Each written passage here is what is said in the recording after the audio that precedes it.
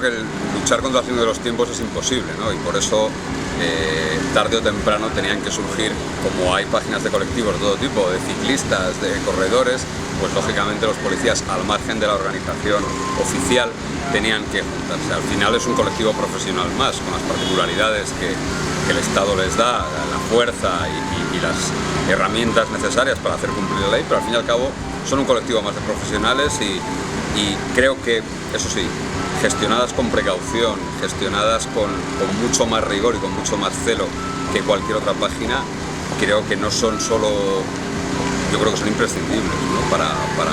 para cualquier profesional de esta actividad.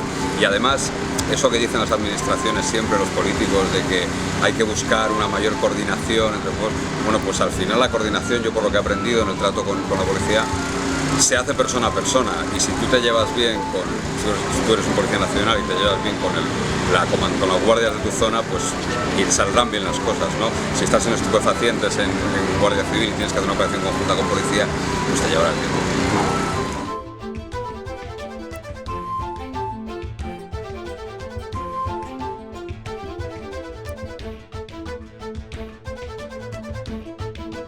Los cuerpos autonómicos, las policías autonómicas probablemente sean las más de más difícil acceso para mí.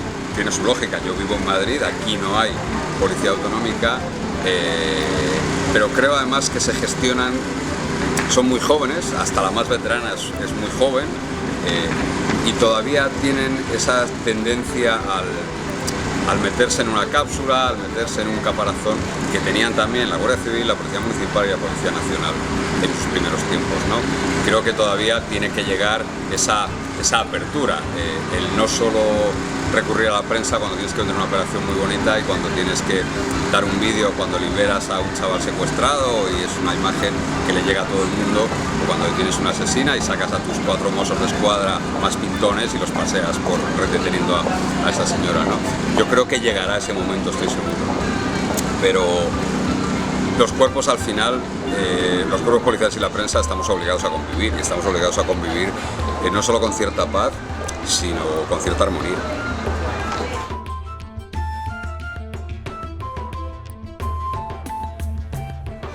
A mí me gusta mucho escribir, me gusta mucho contar historias y la ventana que tengo en Zoom News, por ejemplo, una sección que se llama La Pringue, me da oportunidad de contar muchas historias que siempre se quedan fuera, de personajes, de casos que he conocido a lo largo de todos estos años, de pequeños detalles.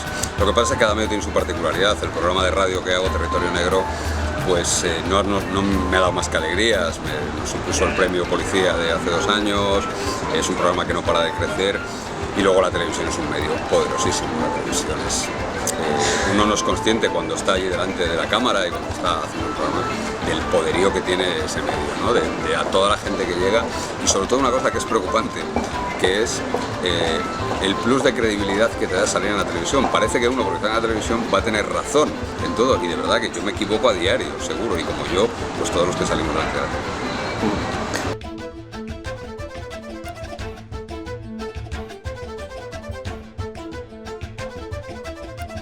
No, yo creo que hay mucho desconocimiento dentro de los profesionales del periodismo sobre los cuerpos policiales. Pero esto no es culpa de la gente que hace periodismo, porque este campo del periodismo, esta especialidad del periodismo de sucesos, la crónica policial, llamarle como quieras, requiere muchos años de trabajo de fuentes, de conocer el cuerpo, de conocer la idiosincrasia tan especial que tiene un policía municipal, un guardia civil, de las cadenas de mando. Todo eso requiere mucho trabajo, y requiere un trabajo para el que los gestores de los medios, el que los propietarios, los dueños de los medios no quieren esa pausa, quieren resultados, tienen mucha prisa, y entonces se pone a hacer crónica policial pues gente que no tiene suficiente experiencia, y esa inexperiencia es la que hace cometer muchos errores y la que hace tener cierto desconocimiento del medio, ¿no? y de la gente con la que te estás moviendo. Al final el trabajo de los que nos dedicamos a la crónica policial es, como digo siempre, una cuestión, un intercambio de confianza. ¿Por qué un policía va a confiar en mí? No tiene por qué, no saca nada. Pero si confía en mí y yo le traiciono, le traicionaré una vez, porque una quiebra de confianza es irreparable. Ya, si tú quiebras la confianza de un policía, no va a volver a tener tu confianza. Y al final, como en cualquier otro terreno del periodismo, la relación con las fuentes de información es una cuestión de confianza.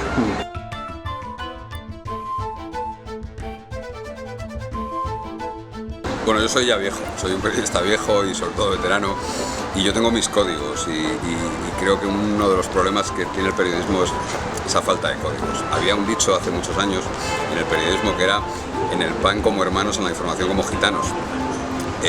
Hay la sana competencia que tiene que haber, pero que no tiene que pasar de ahí. Tiene que ser una sana competencia por la noticia, pero eso no puede implicar intentar socavar el trabajo de los demás, intentar desacreditar el trabajo de los demás, ir a una fuente de información a hablarle mal de un compañero.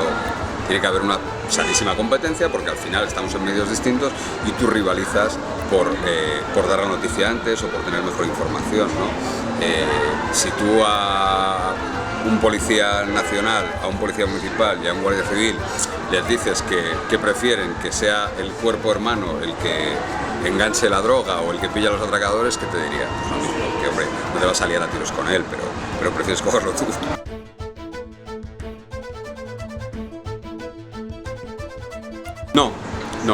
No, yo soy periodista vocacional, de verdad.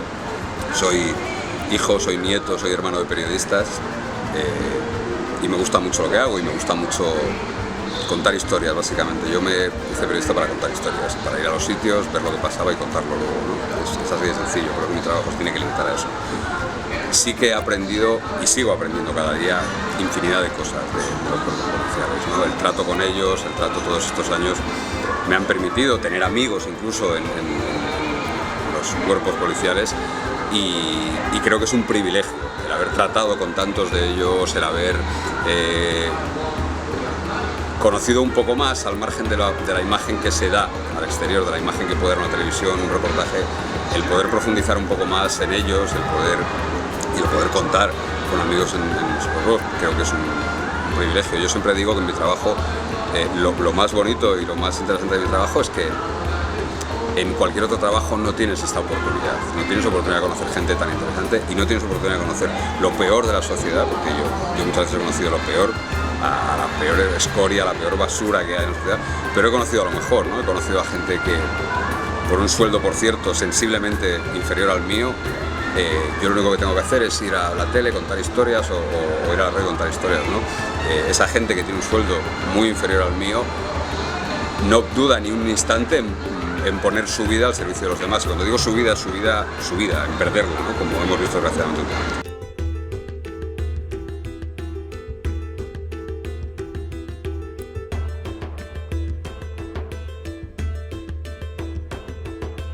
Sí, he tenido alguna vez que trabajar en la seguridad privada. Yo creo que ahí sí que se han dado grandes pasos. Las leyes sucesivas que ha habido sobre seguridad privada han contribuido a regular un sector que estaba un poco dejado de la mano de Dios, ¿no? Y creo que la tendencia tiene que ser esa, ¿no? En otros países, y países que conozco como Estados Unidos, por ejemplo, la seguridad privada es un cuerpo policial más. Las cárceles, por ejemplo, las prisiones norteamericanas están gestionadas por seguridad privada, pero es que en algunos aeropuertos realmente la seguridad la lleva la seguridad privada también, ¿no? Y entonces creo que se tiene que tender a eso, porque la administración del Estado, y en estos tiempos más, no da para tanto. La teta de la administración ya no da para más, ¿no? Y los presupuestos no dan para más. Lo que pasa es que creo que todavía estamos lejos de poder dejar en manos de la administración, en manos de las empresas privadas, temas muy sensibles, ¿no? Los temas, todos los que atañen a la seguridad, es muy sensible. Hace poco creo que empezó a cederse la vigilancia de prisiones a seguridad privada. Pues a mí me da un poco de miedo.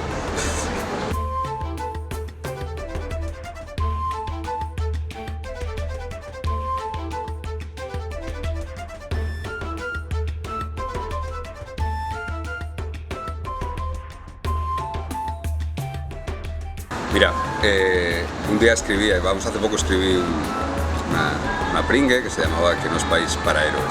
Y es verdad, yo creo que en este país todavía hay cierto complejo a la hora de reconocer a las personas que se dejan la vida por los demás. Y sobre todo si llevan uniforme. Cuesta mucho reconocérselo, ¿no? No sé por qué razón, no sé si es por un complejo todavía que tenemos de los 40 años de dictadura, donde un uniforme significaban cosas muy distintas a lo que significa ahora, que no nos hemos podido sacudir eso todavía, o porque se asocia el respetar el uniforme con una cierta tendencia política que creo que no tiene colores, ¿no? he conocido a profesionales de la policía, de la Guardia Civil, de todos los colores políticos y de todas las tendencias y de todas, no sé, no creo que tenga que vincularse un uniforme a una ideología, ¿no? Y yo creo que en España no sabemos reconocer, o no queremos, no lo sé, quiero pensar que no sabemos. Cuando viajo por Estados Unidos, en cada ciudad, gran ciudad norteamericana, Chicago, Nueva York, Boston, en Miami, te sorprende ver en parques placas con nombres de policías caídos en el servicio, o que está a la entrada de parques, o incluso que sus nombres bautizan espacios públicos. Yo no sé si hace falta llegar a eso, ¿no? Pero por ejemplo me llamó la atención hace muy poquito que 3 o 4 años después se reconozca a esos policías que se dejaron la vida en Orzán, ¿no? Hombre, pues ya era hora, ¿no? O sea, me consta que la ciudad está agradecida pero hombre, ya era hora de hacer un reconocimiento público, ¿no? Cuando un policía muere en acto de servicio, y desgraciadamente en los últimos tiempos hemos visto muchos, hay algún imbécil, no se me ocurre otra palabra, que dice que bueno, que eso es un accidente de trabajo. No, un accidente de trabajo es otra cosa. O sea, que te maten a la salida de un atraco no es un accidente de trabajo, que te tiren al metro haciendo una identificación no es un accidente de trabajo, que vayas a hacer una identificación y un tarao que tenía que estar en la cárcel te acuchille como en Málaga no es un accidente de trabajo. Un accidente de trabajo es que te caigas de un andamio, un accidente de trabajo es que tienes una descarga eléctrica, ¿no? Entonces creo que la prensa, y ya contesto a tu pregunta, está un poco en sintonía con la sociedad, ¿no? Parece, hay como cierto complejo, ¿no? Bueno, sí, vale, es un policía muerto en un atraco, bueno, ¿qué le vamos a hacer, no? Yo recuerdo cuando empecé en este trabajo, a finales de los años 80, lo frecuente era, en Madrid casi lo cotidiano, era que hubiese atracos con muertos. Y la prensa tampoco le daba mucha importancia, porque bueno, había un empleado de banca muerto o un joyero muerto prácticamente cada 15 días, cada mes teníamos uno, ¿no? Entonces lo que yo no quiero es que en mi país, lo que yo no quiero es que mi sociedad siga acomplejada por reconocer al final al que se deja la vida por los demás, y es que es así, y considerarlo accidente de trabajo es una satrapía, ¿no?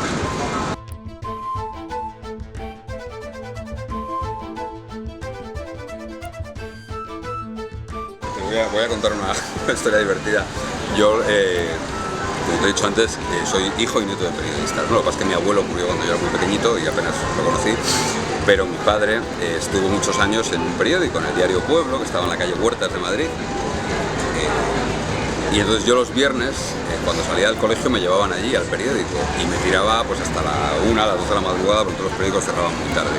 Entonces en todos esos años, desde los 5 años prácticamente hasta los 15, bueno, pues yo pasaba todos los viernes y los sábados en el periódico, me dedicaba a aprender a revelar fotos, me dedicaba a aprender a manejar las máquinas de escribir que había entonces, a bajar al taller y ver cómo se montaba, ¿no? Con lo cual, cuando llegué a los 18 años tuve que elegir carrera, es que no se me ocurría otra, porque no había conocido más cosas realmente, ¿no? Entonces, bueno, me hice periodista y luego solo fue un golpe del destino, un golpe de suerte, llámale como quieras, el que me hizo dedicar, el que me obligó a dedicarme al mundo de la crónica negra.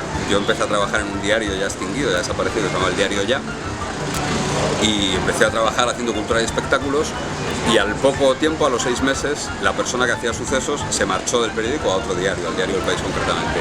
Y el director del periódico, Ramón Pi, me dijo, mira, te podemos hacer un contrato, pero si cambias y te pones a hacer Sucesos. Y dije, pues me pondré, pues ya veremos qué tal se me da esto, ¿no? Y de esto hace 27 años.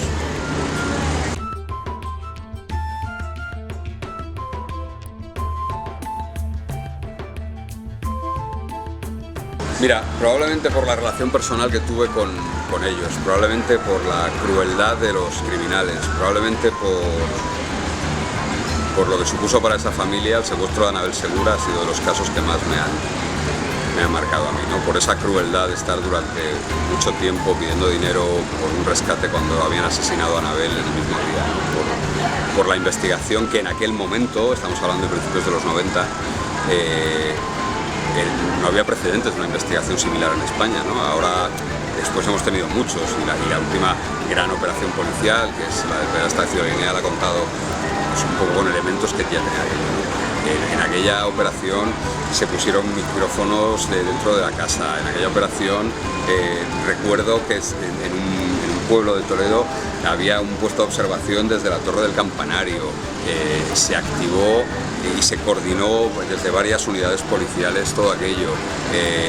Cuando iba a cobrar el rescate había geos metidos debajo en la parte de atrás del coche tumbados, y el que hacía de taxista era otro policía, ¿no? O sea, creo que fue una operación, una investigación sin precedentes, y además una operación en la que los policías que participaron demostraron una humanidad sin límites. Todavía me consta, porque lo he visto, todavía hoy, han pasado 20 años de aquello, tienen una relación fluida con los padres de Anabel Segura. Todavía hoy varios de los participantes en esa operación, que además se cuentan entre mis amigos, pues siguen teniendo una relación fluida, ¿no? Entonces eso te da una idea de la humanidad con la que se trató ese tema, ¿no? Un tema tan duro, tan terrible, y sin embargo, bueno, pues esa gente, aparte de hacer su trabajo, que lo acabó haciendo, encontrando el cadáver, logrando una condena de las 3 personas implicadas, además de mostrar una humanidad que siguen demostrando.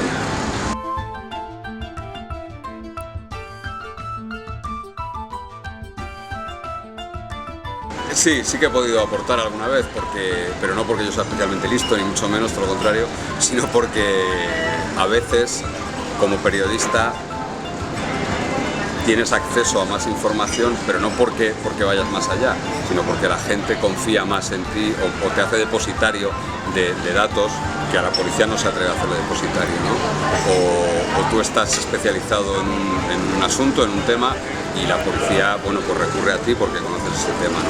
Sí que recuerdo varias operaciones donde hemos podido aportar, donde hemos podido dar datos o dar algún teléfono incluso, o facilitar. Recuerdo una operación muy importante antidopaje de la Guardia Civil en la que pudimos ayudarles a conocer una máquina que era la centrifugadora de sangre que utilizaba el doctor Eufemiano Fuentes.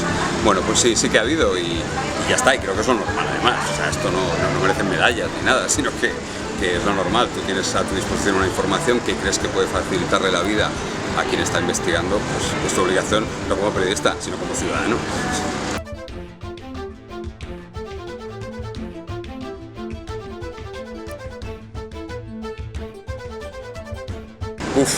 Mira, ese momento yo creo que puedo decir sin equivocarme que haya sido uno de los momentos más importantes de mi vida profesional.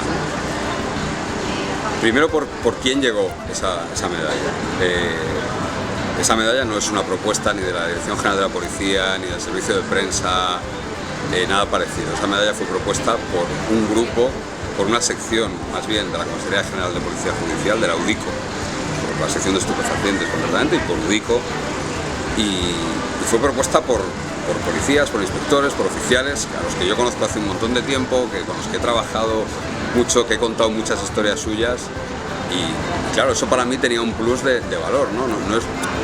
No era una propuesta institucional, no era una propuesta de que, bueno, de que la prensa de la Dirección General quiere condecorarte, salía de policías que están dándose barrigazos todos los días en la calle, ¿no? Con lo cual para mí fue importantísimo. Y luego en aquella época, esto hace poco, vamos, fue el pasado patrón,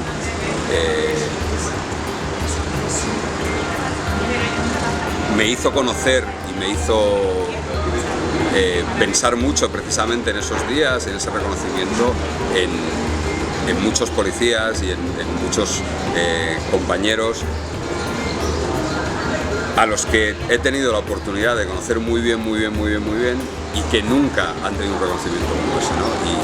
Y de alguna manera estaba incómodo, ¿no? Porque yo decía, joder, lo único que yo hago es ir a los sitios, escucharos, veros, contar lo que pasa, y hay gente que hace su trabajo con una pasión, con una profesionalidad y con una entrega alucinante, que ya la quisiera yo para mí y para algunos compañeros míos de profesión, y sin embargo nunca he tenido un reconocimiento parecido, ¿no? Y por eso la llevo siempre que llevo chaqueta en la tele y todo, me la pongo porque es un honor gigantesco para mí, y voy a estar agradecido toda la vida.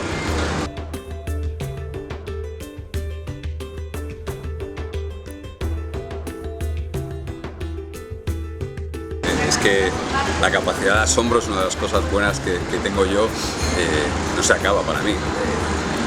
Yo soy un poco naif en eso, ¿no? Todavía me sigue sorprendiendo, todavía me sigo quedando alucinado, todavía sigo diciendo no puede ser, ¿no? Hay muchas historias, por ejemplo, a mí me gustan mucho las historias de estafadores, ¿no? Yo tuve la grandísima suerte de conocer a un inspector que se llamaba Luis Aguirre en los años 80, estoy hablando, que era el jefe de estafas de la Brigada de Madrid, de la Pringue, de ahí de la Puerta del Sol, y era un tipo, era en sí muy interesante por las historias, y las historias que te contaba eran alucinantes, ¿no? Y las historias de estafadores a mí me siguen pareciendo bestiales. O sea, es ese tío, por ejemplo, que logra vender los derechos de Rafael Martín Vázquez a un equipo de fútbol, que es el mismo tipo que luego se vio envuelto en un secuestro, ¿no? O estos tipos que son capaces de montar toda una operación, una escenografía para pegarte el palo aún con las cartas nigerianas, ¿no? A mí las historias de estafadores me siguen fascinando y me siguen pareciendo que hay que verse allí, ¿no? Pero es ver para creer. Bueno, pues a lo mejor a mí me la pegan igual, ¿no? De hecho, algún amigo mío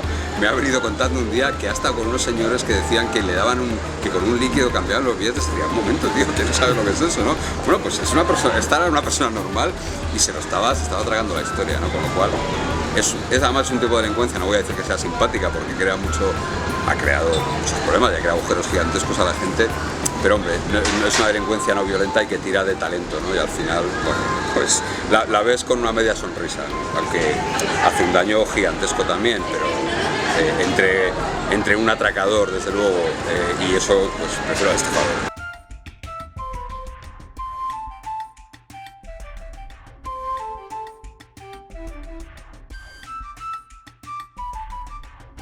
Yo creo que no hay un crimen y un delito perfecto. Bueno, hay una excepción, que el doctor García Andrade, que murió hace poquito y que tuve la gigantesca suerte de tener una muy buena relación con él, era un psiquiatra forense, decía que el único crimen perfecto es el crimen sin historia, el crimen del loco, el crimen del tipo que va por la calle y mata a otros con el que no tiene una relación. En Madrid tuvimos algún caso así, que podía haber seguido impune, si no llega a ser por algún error que cometió, como Paco García Escalero, el asesino de mendigos, que era un tipo que se encontraba con un mendigo con un tetrabric de vino, lo compartía y después de compartirlo lo mataba. Pero claro, el problema fue cuando asesinó a una persona que había ingresado con él en un albergue. Ya había una relación, ya había un hilo del que tirar, ¿no? El asesino de La Baraja fue otro caso que probablemente hubiese costado mucho averiguar. Recuerdo que Alfredo Galán se le pudo detener porque se entregó él un día borracho en una comisaría, pero hubiese sido muy difícil porque es un tipo que mataba aleatoriamente, era un crimen sin historia, y ese yo creo que es el único crimen perfecto, ¿no? No hay crimen perfecto porque además los criminales son mucho menos listos de lo que nos creemos y en todos estos años no he encontrado ningún criminal como Aníbal Lecter, que sepa pintar y que escuche música clásica. Entonces la gente suele ser mucho más cutre, mucho más... No me gusta a veces estas pátinas de brillo que le intentamos dar a los criminales, ¿no? Haciéndoles pasar por tipos extremadamente diligentes, ¿no? Yo recuerdo en el último caso, por ejemplo, de persona buscada, el pederasta de Ciudad Lineal, ¿no? El violador de Ciudad Lineal. Bueno, nos querían vender la moto de que era un tipo extremadamente inteligente, que había tenido relación con la fuerza de seguridad, porque conocía las cámaras. Es un anormal, pero es un anormal de anormal, o sea, es un incompleto, para entendernos, ¿no? Es un tipo que no tiene bueno, simplemente es un degenerado y ya está. Y el instinto de supervivencia es lo que muchas veces se confunde con la inteligencia. Yo recuerdo hace muchos años Juan José García, que era fue un fugitivo durante muchos años, asesinó a un guardia civil,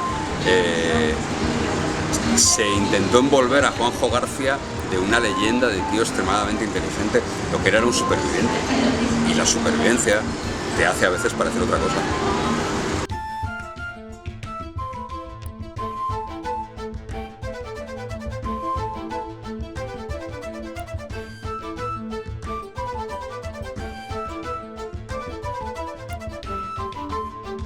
Mira, yo creo que hay libertades y hay valores con los que no hay que doblegar nunca, ¿no? Y creo que la libertad de expresión es uno de ellos.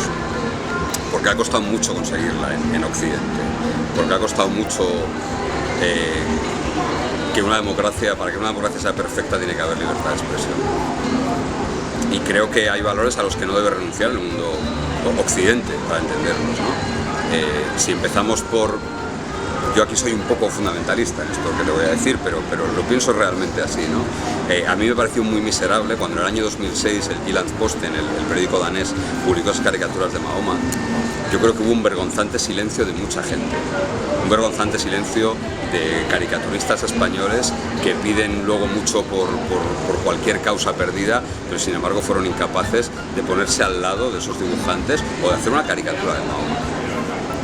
Yo soy de los que en los últimos días he tenido puestas las portadas de Charlie Hebdo en mis perfiles de Twitter, de Facebook, porque creo que no debemos renunciar a determinadas cosas. El problema del terrorismo actual, yo no voy a hablar de guerra, porque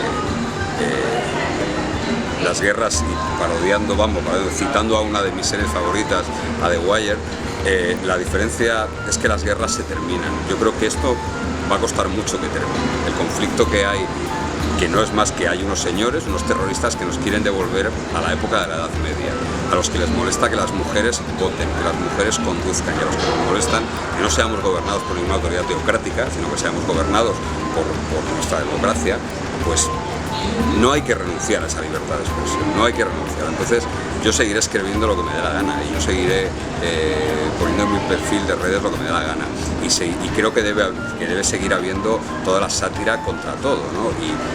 Igual de mal me parecen esas amenazas o por supuesto estos atentados como cuando se hace sátira del Papa o de quien sea, alguien que se sienta molesto, pues lo entiendo perfectamente, ¿no? Ahora, que se tome una acción violenta en ningún caso. Y lo que sí que creo es que hay, salvo en los profesionales de la seguridad, es decir, en policía, en guardia civil, en servicios de información, hay una falta de percepción del riesgo. No es consciente la sociedad española de que hay una gente, hay una serie de señores que quieren cambiar nuestro modelo de vida, nuestra forma de vida, porque no les gusta y que están dispuestos a cometer cualquier tropelía, ¿no? El 11 de marzo del 2004 y el 3 de abril del 2004 creo que fueron fechas que hemos olvidado demasiado pronto, sobre las que hemos puesto, siempre decimos, nos enorgullecemos de un montón de cosas, de que no hubo ninguna caza al musulmán, por supuesto, ¿cómo va a haber más? Por supuesto que no, ni tampoco el 11 de septiembre del 2001 después se desencadenó una caza al musulmán. Lo que ocurre es que sí que hay que tenerlo presente, creo que son cosas que hay que tener presentes. El 3 de abril del 2004 murió asesinado un subinspector de policía, Francisco del Torrente. No hay nada que recuerde a ese policía. Es que no lo puedo entender.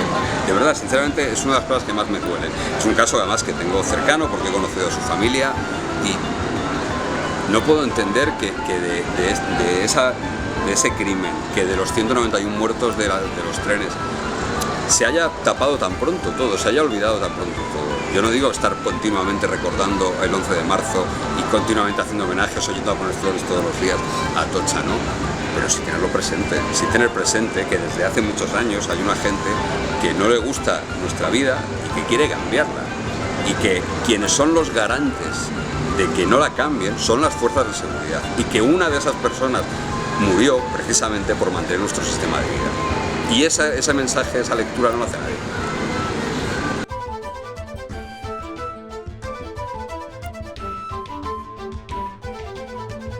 Mira, yo tengo la idea siempre de que uno trabaja como es, conduce como es.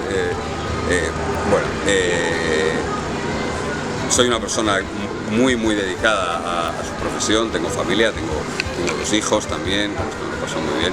Me gusta mucho el deporte, hago deporte con regularidad. Como espectador tengo un punto friki porque me gusta el fútbol americano, me gusta la NFL mucho.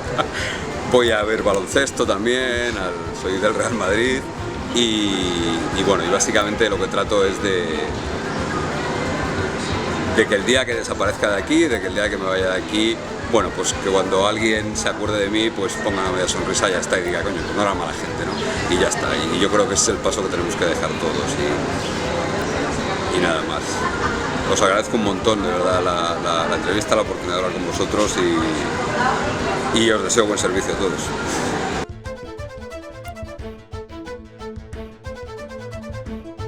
Mira, simplemente un mensaje que es dar las gracias por todos estos años en los que sin pedir nada, casi nunca, me han ayudado policías, guardias civiles, municipales, de todo, ¿no? Y creo que nunca podré acabar de agradecer todo lo que han hecho por mí en estos años y todo el cariño con el que se me ha tratado en esos tiempos.